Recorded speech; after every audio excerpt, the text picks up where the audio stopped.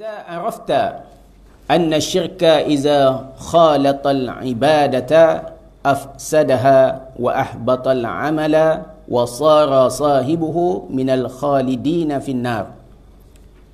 Jika engkau telah mengetahui bahawa kesyirikan apabila mencampuri sebuah ibadah, maka akan merosak ibadah tersebut dan akan menghapuskannya serta menyebabkan pelakunya masuk ke dalam neraka. Ya. Baik, sebagaimana dalam penjelasan yang lalu bahawa tauhid merupakan rukun yang ada pada agama Nabi Ibrahim AS. Ya, dalam mukadimah ni banyak hal-hal yang menjadi dasar, ya, kepada kita tak masuk lagi kaedah. Tak masuk lagi kepada 4 kaedah yang menjadi tajuk buku ni. Dia baru pergi kepada dasar-dasar utama. Ya. Kita dah menerangkan, ya, bahawa tauhid merupakan rukun yang agama yang ada pada Ibrahim AS, millati Ibrahim, di mana ibadah merupakan agama Nabi Ibrahim dan tauhid merupakan salah satu rukunnya.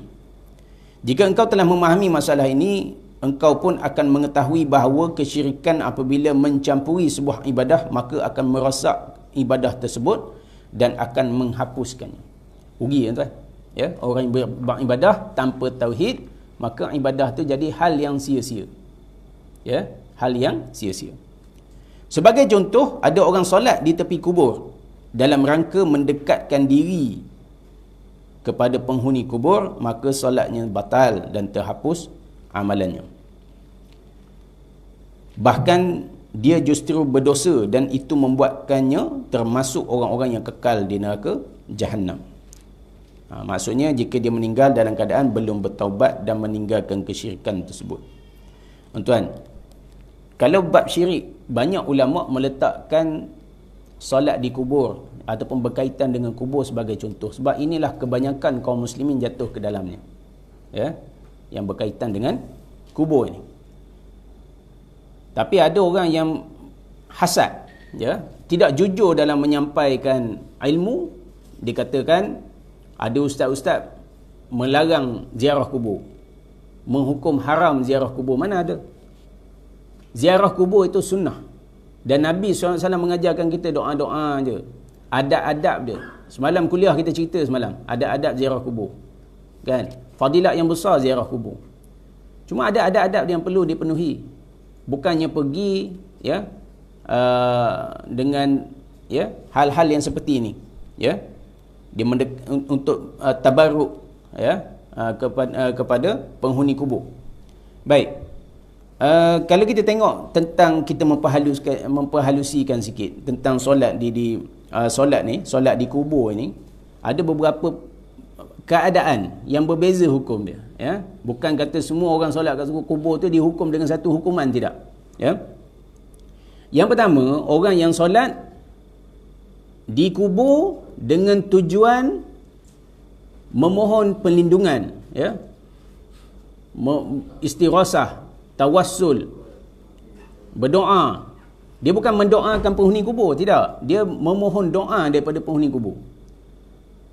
Dia menganggap penghuni kubur ni dekat dengan Allah, lalu dia menjadikan penghuni kubur ni sebagai perantara dia dengan Allah SWT. Itu maksud dia, ya. Dengan tujuan mempersembahkan solat dia untuk penghuni kubur, maka ini jelas termasuk syirku akbar. Ini termasuk syirku akbar. Syirik besar. Yang mana bukan sekadar membatalkan amalan tersebut, tapi membatalkan seluruh amal dia. Ya. Dan sekiranya dia mati dalam keadaan tidak sempat bertaubat kepada Allah SWT, maka dia termasuk orang yang kekal di dalam neraka. Ya. Tu kena faham betul-betul. Ya. Jatuh dalam syirik akbar pun tetap taubat dia diterima sekiranya sebelum dia mati dia bertaubat kepada Allah SWT.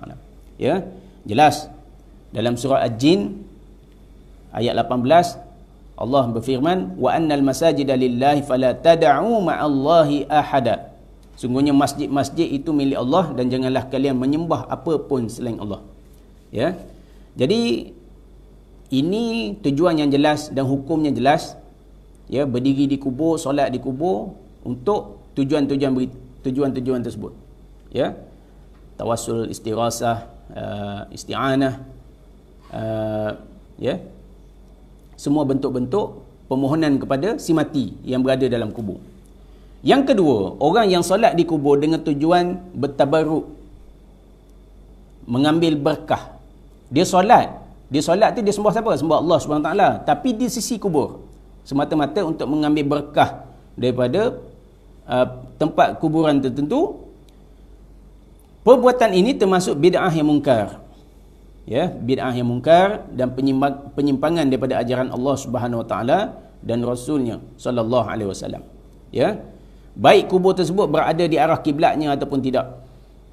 Ya, sama ada dia menjadikan kubur itu sebagai kiblat ataupun di sisi kubur dan sebagainya. Ya, ini termasuk bid'ah mungkarah, ya.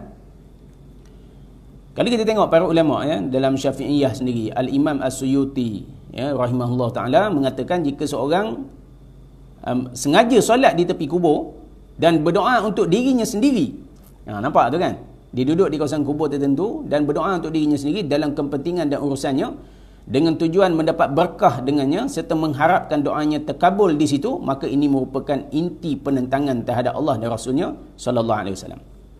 Dan menyimpang daripada agama dan syariat juga dianggap bid'ah yang tidak diizinkan oleh Allah dalam agama, juga Rasulnya sallallahu alaihi wasallam maupun para imam kaum muslimin yang setia mengikut ajaran dan sunnah baginda sallallahu alaihi wasallam.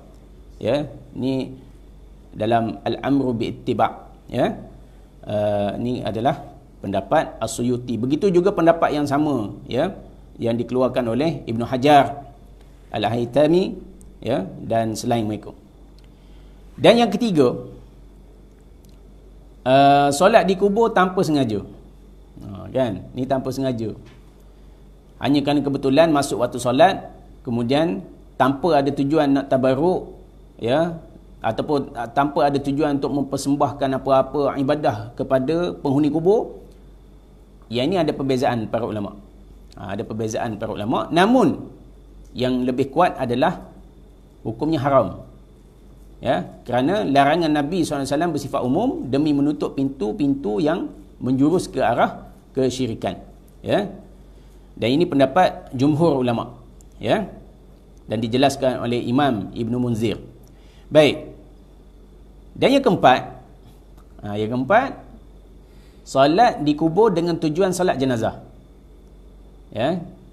Kita tak sempat nak solat jenazah, ya, urusan kubur, urusan penguburan tu cepat, dan akhirnya bila kita sampai jenazah telah disemadikan, maka boleh dilakukan, ya, solat jenazah di sisi kubur, ya. Dalilnya adalah kisah seorang wanita, ya, imra'atan sauda. Zaman Nabi dulu ada seorang wanita yang hitam, dia biasa datang di Masjid Nabawi, menyapu kawasan masjid, sehingga Rasulullah SAW baru perasan kehilangan dia. Nampak dia tak ada di masjid. Lalu ditanyakan kepada para sahabat kata dia telah meninggal. Kemudian Nabi, ya, Nabi, orang kata apa? Nabi terkilan lah, kerana kenapa kamu tidak memberitahu aku, ya, tentang wanita ini. Lalu Nabi pun dibawa ke kubur. Nabi minta ditunjukkan kuburnya. Kemudian Nabi SAW melakukan salat, ya, di kuburnya, ya. Dan Nabi mengatakan inna hazihil kubur mamlu'atun zulmatan ala ahliha. Sungguhnya para penghuni kubur ini diliputi kegelapan, ya. Wa inna Allah azza wa jalla yunawwiruha lahum bi salati alaihim. Dan sekarang Allah menerangi kubur-kubur ini, meneranginya lantaran aku solat atas mereka, ya. Kisah ni ada dalam Bukhari dan Muslim. Baik, jadi berbeza hukum dia, kan? Yang dimaksudkan oleh penulis yang ni adalah yang pertama tadi, ataupun yang kedua, ya, orang yang solat betul-betul mengarahkan ibadahnya kepada penghuni kubur, ataupun orang yang solat di tepi kubur tapi mengharapkan berkah di penghuni kubur, ya. Baik, maka barang siapa yang mengerjakan ibadah dalam keadaan berbuat syirik, maka batal ibadahnya sebagaimana yang telah dijelaskan di atas, ya.